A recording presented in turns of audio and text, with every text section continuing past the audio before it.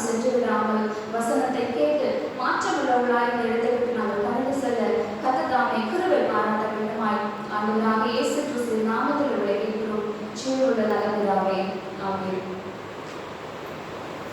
இன்றைய தினத்திலே நமக்கென்று இன்றைய நாளுக்கென்று கொடுக்கப்பட்ட தலைப்பு நாம் அவருடைய சாட்சிகள். நாம் யாரு? அவருடைய சாட்சிகளால் இருக்க வேண்டும் என்று ஆண்டவர் நமக்கு சொல்லுகிறத பார்க்கிறோம். வாசிக்கலாம். ஏசாயா 43 அதிகாரம் 12 வசனம். நானே ரட்சித்து விளங்க பண்ணினேன், உங்களை இப்படி செய்யத்தக்க அந்நிய தேவன் இல்லை, நானே தேவன் என்பதற்கு நீங்கள் எனக்கு சாட்சிகள் என்று கர்த்தர் சொல்லுகிறார். நாம் யாராக இருக்க வேண்டும்? அவருக்கு சாட்சிகளாக இருக்க வேண்டும். அவர் யார் என்பதை நாம் அறிவிக்க சாட்சியாக இருக்கணுமா?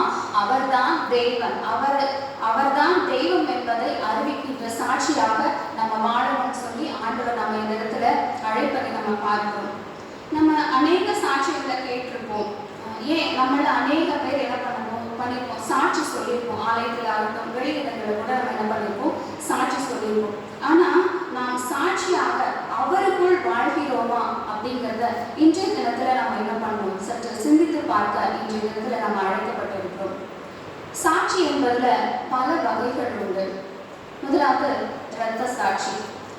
தன்னுடைய ஜீவனையும் ஆண்டவருக்காக கொடுக்க துணிந்து மரணத்தை சாட்சியாய் அறிவிக்கிறவர்களை நம்ம என்ன சொல்லுவோம்? இரத்த சாட்சின்னு சொல்லுவோம். அநேக மிஷினரிமார்கள், நம்ம இப்பெல்லாம் மிஷினரிமார்களை பற்றி பேசுறத கூட மறந்து போயிடுறோம். மிஷினரிமார்கள் இல்லை என்றால் நம்ம இந்த இடத்துல இன்னைக்கு உட்கார்ந்து இருக்க முடியாதுங்கிறத நிச்சயமா நம்ம உணர்ந்து கொள்ள வேண்டும். எத்தனையோ பேர் இரத்த சாட்சியாக மறித்திருக்கிறார்கள், ஆண்டவரை அறிவித்திருக்கிறார்கள், சாட்சியாக வாழ்ந்திருக்கிறாங்க.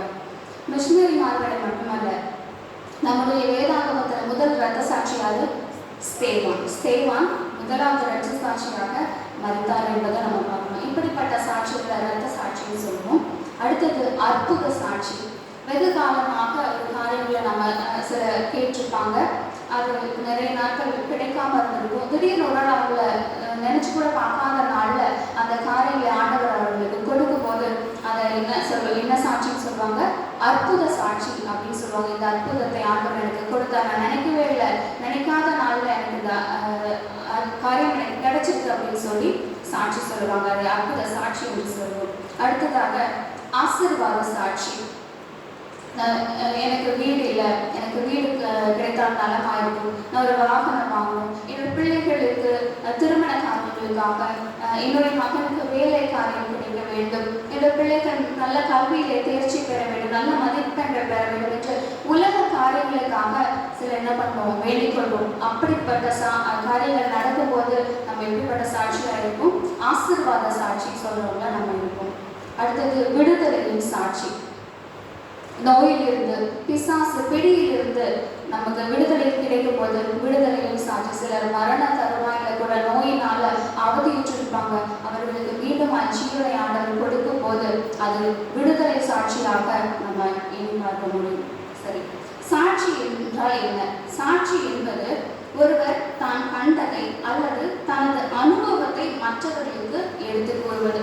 நான் ஒரு காரியத்தை நான் கேள்விப்படுறேன் அல்லது ஒரு காரியத்தை நான் பார்க்கிறேன், அதை நான் என்ன பண்றேன்? மற்றவர்களுக்கு, அதை அறியாதவர்களுக்கு நான் என்ன பண்றேன்? அப்படியே நான் எடுத்து சொல்றேன், அதை பகிர்ந்து கொடுக்கிறேன். அப்படிப்பட்டது சாட்சி. அதை தான் சாட்சி அப்படின்னு சொல்லி சொல்லுவாங்க. இப்போ நம்ம சாட்சியா வாழணும் ஆண்டவர் நமக்கு கற்றுக் கொடுக்கிறார். நம்ம பார்த்தோம், நம்ம எப்படியெல்லாம் எதெல்லாம் செஞ்சா நம்ம ஆண்டவருக்கு சாட்சியா வாழ முடியும் அப்படிங்கிறத வேதாகம காரியங்கள்ல நம்ம கொஞ்சம் கற்றுக்கொள்ளலாம். முதலாவது, நம்முடைய வார்த்தையில நம்ம என்ன பண்ணலாம்? ஆண்டவருக்கு சாட்சியா வாழ முடியும். வாசிக்கலாம். மத்தேயு 10 அதிகாரம் 32 வசனம். மத்தேயு 10:32.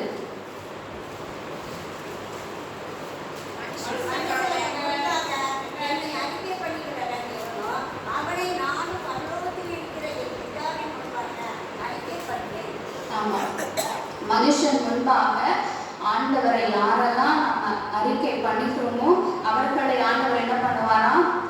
பிதாவின் முன்பாக நம்மை அவர் அறிக்கை பண்ணுகிறார் இருப்பார் அப்படின்னு சொல்லுவோம். மனுஷன் முன்பாக ஆண்டவர் எனக்கு இந்த காரியங்களை செய்து கொடுத்தார், நான் இந்த காரியங்களை வெகு காலமா கேட்டேன், அதை நம்ம சொல்ல முடியும். இப்படியாக வார்த்தை மூலமாக நமக்கு அநேக எடுத்துக்காட்டுகள் நம்ம வேதாகமத்தில் இருக்கு. அப்படிப்பட்ட ஒரு எடுத்துக்காட்டை மட்டும் நம்ம இந்த இடத்துல நேரம் காரணமாக பார்க்கலாம். நமக்கு தெரிந்தவங்க தான் சமாரியா ஸ்திரீ. சமாரியா ஸ்திரீயை குறித்து நமக்கு தெரியும்.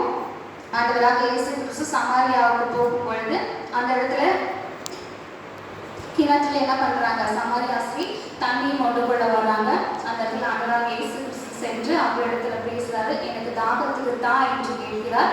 ஆனா அவங்க என்ன சொல்றாங்க, நீங்க என்ன பண்ணக்கூடாது, இந்த இடத்துல நீங்க பேசக்கூடாது, நீங்க எப்படி பேசுறீங்க அப்படின்னு சொல்லி கேட்குறாங்க சமாரியா ஸ்திரீ. அப்போ ஆண்டவராக இயேசு கிறிஸ்து சொல்றாரு, நான் யார் அப்படின்னு தெரிஞ்சுக்கிட்டேன்னா நீ என்ன பண்ணுற, என்னிடத்துல ஜீவ தண்ணீரை பெற்றுக்கொள்வ அப்படின்னு சொல்லி சொல்றாரு. அவங்களுக்குள்ள சில கான்வர்சேஷன் போகுது. அப்போ அந்த இடத்துல சமாரியா ஸ்திரீ என்ன பண்றாங்க, ஆண்டவராகிய இயேசு கிறிஸ்து தான் மெசியா என்பதை அவர்கள் என்ன பண்றாங்க, புரிந்து கொள்றாங்க. புரிந்து கொண்டு அவரிடத்துல எனக்கு ஜீவ தண்ணீரை கொடுங்கன்னு சொல்லி சமாரியா ஸ்திரீ கேட்கிறத பார்க்கிறோம். இந்த இடத்துல ஆண்டவராகிய இயேசு கிறிஸ்து தாகமுடையவராய் வந்து தண்ணீரை பெற்றுக்கொள்ள வந்தாரு. ஆனா இந்த இடத்துல தண்ணீரை பெற்றுக்கொண்டவங்க யாருன்னு பார்த்தோம்னா சமாரியா ஸ்திரீ. ஜீவ தண்ணீராகிய ஆண்டவராகிய இயேசு கிறிஸ்துவாகிய மேசியா என்பதை அறிந்து கொண்டு அவர் ஜீவ தண்ணீரை பெற்றுக்கொண்டாங்க அப்படிங்கிறத நம்ம பார்க்கிறோம். இப்படி பெற்றுக்கொண்ட ஜீவ தண்ணீராகிய இயேசு கிறிஸ்துவை பெற்றுக்கொண்ட சமாரியா ஸ்திரீ என்ன பண்றாங்க, உடனடியா அந்த ஊருக்குள்ள சென்று ஆண்டவராகிய இயேசு கிறிஸ்து தான் மெசியா, நான் ஒருத்தரை பார்த்தேன், அவர் என்னுடைய கதையில் எல்லாவற்றையும் சொல்றாரு, அவர் மெசியாவாக இருக்கக்கூடும் என்று சொல்லி அவங்க என்ன பண்றாங்க, தன்னுடைய வார்த்தை மூலமா அந்த இடத்துல ஆண்டவராகிய இயேசு கிறிஸ்துவை மற்றவர்களுக்கு அறிவிக்கிறாங்க அப்படின்னு பார்க்கிறோம். அதை கேட்ட அந்த மக்கள் என்ன பண்றாங்க, உடனடியாக ஆண்டவரை சென்று பார்க்கிறாங்க, ஆண்டவரை ஏற்றுக்கொள்கிறாங்கன்னு பார்க்கிறோம். பிற்பாடாக அந்த பகுதியை வாசித்து பார்க்கும் பொழுது அந்த மனிதர்கள் சொல்றாங்க, சமாரியா ஸ்திரீயினுடைய வார்த்தை நிமித்தம் நாங்க அவரை ஏற்றுக்கொள்ள நாங்க போய் என்ன பண்ணோம், அவங்க ஆண்டவரை பார்த்தோம், அவருடைய வார்த்தைகளை அவருடைய செயல்களை பார்த்து தான் நாங்க என்ன பண்ணோம், விசுவாசிக்கிறோம் அப்படின்னு சொல்றாங்க. ஆனா சில காரியங்களை நம்ம யோசிச்சு பார்த்தோம், ஒருவேளை சமாரியா ஸ்திரீ ஆண்டவரை அறிந்து கொண்டு இவர் தான் மெசியா என்பதை அறிந்து கொண்டு அவர் அந்த மக்களுக்கு அறிவிக்காம அவங்க தங்களுடைய இடத்துக்கு சென்றிருப்பாரே ஆகி அந்த இடத்துல அந்த விசுவாசம் உள்ளவர்களாய் மற்றவர்கள் ஆண்டவரை அறிந்து கொண்டிருக்க முடியாது அப்படின்னு பார்க்கிறோம். அந்த இடத்துல அந்த வார்த்தை என்ன பண்ணுது, கிரியை செய்திருக்கிறது அப்படிங்கிறத பார்க்கிறோம். இப்படியாக சமாரியா ஸ்திரீயை போல நம்மளும் என்ன பண்ணலாம், ஆண்டவரை அறிவிக்க தைரியமாய் துணிந்து நம்ம என்ன பண்ணலாம், மற்றவர்களுக்கு ஆண்டவரை அறிவிக்க சாட்சியாய் வாழ முயற்சி செய்வோம். இரண்டாவதாக நம்முடைய வாழ்க்கை மூலமாக, முதலாவது வார்த்தை மூலமாக ஆண்டவருக்கு சாட்சியா இருக்க முடியும்னு சொன்னேன். இரண்டாவது நம்முடைய வாழ்க்கை மூலமாக, நம்முடைய வாழ்க்கை எப்படிப்பட்டதா இருக்கணும், உயிருள்ள சாட்சி உயிரற்ற சாட்சின்னு சொல்லுவாங்க. உயிருள்ள சாட்சி அப்படிங்கிறது இந்த வார்த்தையில ஆண்டவரை நான் சொல்லுவேன், ஆண்டவருக்கு சாட்சியா சொல்லுவேன், ஆனா என்னுடைய வாழ்க்கையில அது இருக்காது. என்னுடைய வார்த்தைக்கும் வாழ்க்கைக்கும் நிறைய வேறுபாடு இருக்குது. உயிருள்ள சாட்சி என்பது நான் வார்த்தையிலும் ஆண்டவரை நான் அறிவிப்பேன், என்னுடைய வாழ்க்கையும் ஆண்டவரை பிரதிபலிக்கக்கூடியதா இருக்கும். அப்படிப்பட்ட சாட்சி தான் உயிருள்ள சாட்சி அப்படின்னு சொல்லுவாங்க. இப்போ நம்முடைய வாழ்க்கையில ஆண்டவருக்கு என்று நம்ம வாழும் பொழுது ஆண்டவர் நம்மோடு துணையா இருந்து நமக்கு பல ஆசீர்வாதங்களையும் வழி நடத்துதலையும் தந்துவிட முடியும். இப்படிப்பட்ட தன்னுடைய வாழ்க்கை ஆண்டவருக்கு சாட்சியாக வாழ்ந்தவர்கள் வேதாகமத்தில் அநேகர் இருக்காங்க. ஆனா எனக்கு ரொம்ப பிடித்த ஒரு கேரக்டர் யார் அப்படின்னா பவுல் அப்போஸ்தலர்.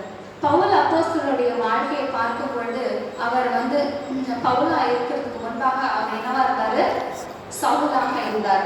சவுலா இருக்கும் பொழுது அவருக்கு கிறிஸ்தவர்களை பிடிக்காது, கிறிஸ்தவர்களை துன்புறுத்துகிறவராய், அவர்களை சிறையில் அடைக்கிறவராய், ஏன் சில வேளைகள்ல அவருடைய மரணத்துக்கு சம்மதம் தெரிவிக்கிறவராய் கூட சவுல் இருந்தால் சொல்லி வேதாகம வசனத்துல நம்ம வாசிக்க முடியுது.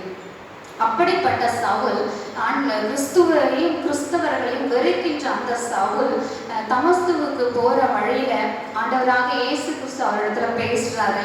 ரொம்ப எல்லாம் பேசல, ஆண்டவர் 2 வார்த்தைகள் தான் அவரிடத்துல பேசுறாரு. சவுலே சவுலே, நீ ஏன் என்னை துன்பப்படுத்துகிறாய்? முள்ளில் உதைப்பது உனக்கு கடினமா என்று சொல்லி ஆண்டவர் இந்த இடத்துல பேசுறாரு நம்ம பார்க்கிறோம். அந்த 2 வார்த்தைகள் தான் அப்படியே டோட்டலான ஒரு சேஞ்சை சவுலத்துல பார்க்க முடியுது. அந்த இடத்துல அவர் பவுலாக மாறுகிறார். அந்த நிமிடம் முதல் தன்னுடைய ஜீவன் தெரியும் வரையிலும் ஆண்டவருக்கு அவருடைய வாழ்வை கொடுத்து சாட்சியுள்ள வாழ்வை வாழ்ந்தார் என்று பார்க்கிறோம். அநேக நிருபங்களை எழுதியிருக்கிறார். நம்ம வாசிக்கிற புதிய ஏற்பாடு புத்தகங்கள், அநேக புத்தகங்கள் அவர் எழுதின புத்தகங்களாக தான் இருக்கிறது. ஆரம்ப காலத்துல அப்போஸ்தலர்கள் அவரை நம்பவில்லை. ஏன்னா அவர்களாம் ஆண்டவரோடு கூட சீஷர்களாகவே பயணித்தாங்க. ஆனா இவர் திடீர்னு வந்து நானும் அப்போஸ்தலன், ஆண்டவரை நான் அறிந்து கொண்டேன்னு சொல்றாங்க. ஏன்னா அவருடைய பழைய வாழ்க்கை, முந்தைய வாழ்க்கையை பார்க்கும் பொழுது கிறிஸ்தவர்கள் அவருக்கு பயந்து வாழ்ந்த ஒரு காலகட்டமா இருந்தது.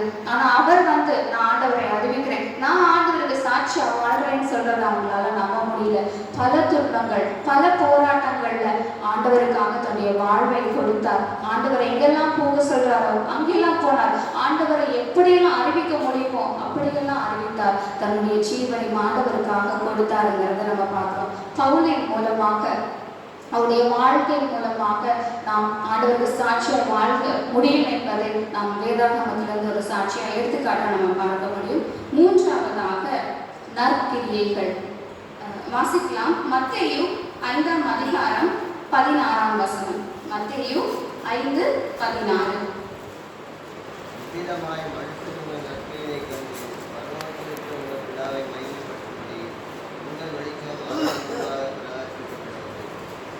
மனுஷர் உங்கள் நற்கிரியைகளை கண்டு பரலோகத்தில் இருக்கிற உங்கள் பிதாவை மகிமைப்படுத்தும்படி உங்கள் வெளிச்சம் அவர்கள் முன்பாக பிரகாசித்து கடவுள். அடிக்கடி இந்த வசனத்தை நம்ம என்ன பண்றோம்? கேட்கிறோம். எங்கே கேட்கிறோம்?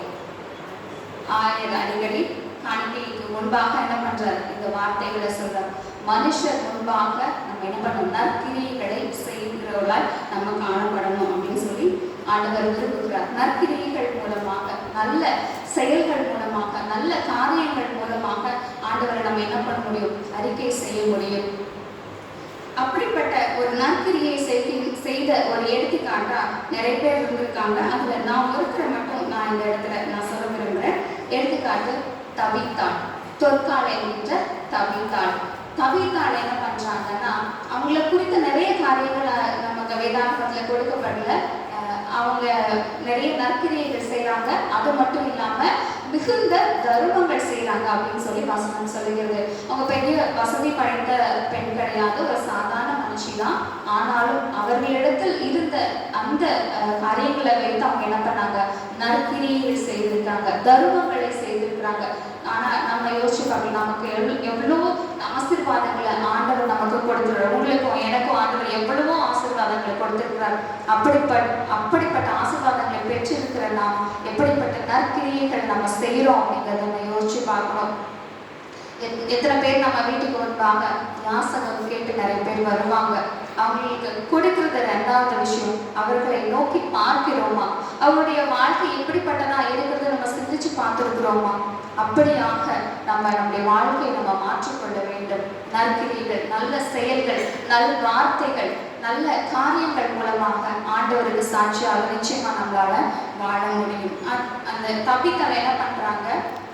அங்க இருக்கிற மக்களுக்கு, பெண்களுக்கு உடைகள் தைத்து கொடுக்கிறவங்களா இருக்கிறாங்க.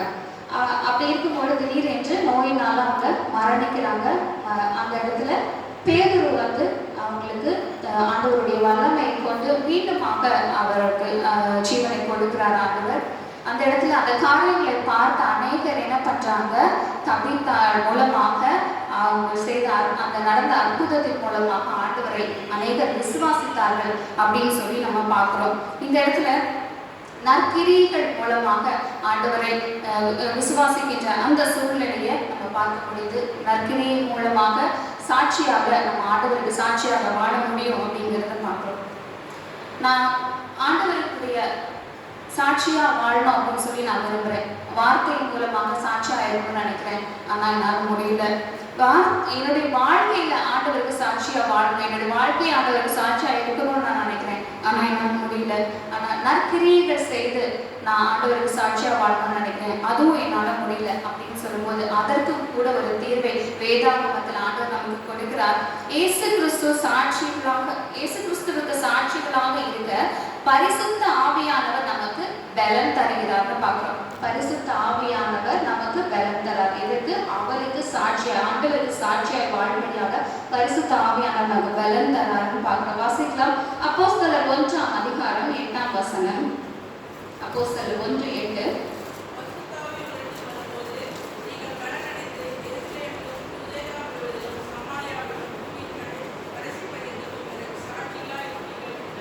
ஆமா, அப்போஸ்தலர் 1:8 சொல்கிறது, பரிசுத்த ஆவி உங்களிடத்தில் வரும்போது நம்ம என்ன பண்ணுவோம்? முதல்ல நமக்கு பலன் கிடைக்கும். பலன் கிடைத்து நம்ம என்ன பண்ணுவோம்? பூமி கடைசி பரியந்தம் ஆண்டவருக்கு எப்படிப்பட்டவர்களாக இருப்போமா? சாட்சியாக நம்ம இருப்போம். ஆமா, எத்தனையோ காரியங்களை நம்ம கேட்கிறோம். அன்றாட நம்மளோட ஜெபத்துல, ஆண்டவர் எனக்கு இதை கொடுங்க, எனக்கு வீடு கொடுங்க, கார் கொடுங்க, எனக்கு வேலை கொடுங்க, என் பிள்ளைகளுக்கு நல்ல கல்வி அறிவை கொடுங்க, ஞானத்தை கொடுங்க, எனக்கு இந்த காரியங்களை கொடுங்க அப்படின்னு சொல்லி எத்தனையோ காரியங்களை ஒவ்வொரு நாளும் நம்ம ஆண்டவரத்துல கேட்கிறோம். ஆனா சற்று நம்ம யோசிச்சு பார்ப்போம், பரிசுத்த ஆவியானவர் ஆண்டவர் எனக்கு கொடுங்க நம்ம என்னைக்காவது கேட்டுருப்போமா? நிச்சயமா ஆண்டவர் பரிசுத்த ஆவியானவரை கொடுப்பதற்கு அவர் விருப்பம் உள்ளவராய் இருக்கிறார். கேளுங்கள் அப்பொழுது கொடுக்கப்படும் என்று வாக்குறுதி கொடுத்திருக்கிறார். நாம கேட்க மறந்து போகிறோம். நம்ம என்னென்னமோ உலக காரியங்களுக்கு தான் நம்ம பிரயாசப்பட்டு நம்ம ஒவ்வொரு நாளும் ஓடிக்கொண்டு இருக்கிறோம். நம்முடைய கிறிஸ்துவ ஜீவியத்திற்கேற்று நம்ம சாட்சி ஆண்டவருக்காக வாழ்வதற்கேற்று நம்ம என்ன செய்கிறோம், என்ன பண்றோம்? வெறுமனே ஆலயத்துக்கு வரோம், ஆயா சொல்லுகின்ற வார்த்தைகளை கேட்கிறோம், பாடல்கள் பாடுறோம், கடந்து போய்விடுகிறோம். இப்படித்தான் நம்முடைய கிறிஸ்தவ வாழ்க்கை இருக்கிறது என்றால் நிச்சயமாக கடைசி காலத்துக்குள்ளாக இருக்கிற நாம் மிக பரிதபிக்கப்பட்டவர்களாக நம்ம இருப்போம்.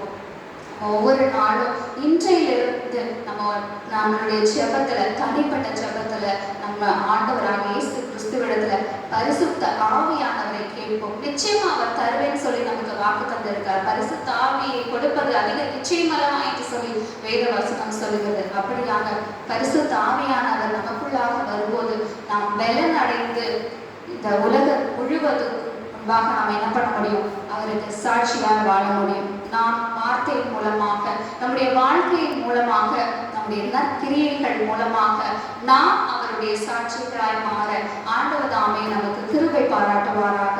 தேவன் தாமே இந்த வார்த்தைகளை ஆசீர்வதித்து நம்மளை வழிநடத்தி அருள்வாராக. ஆமென்.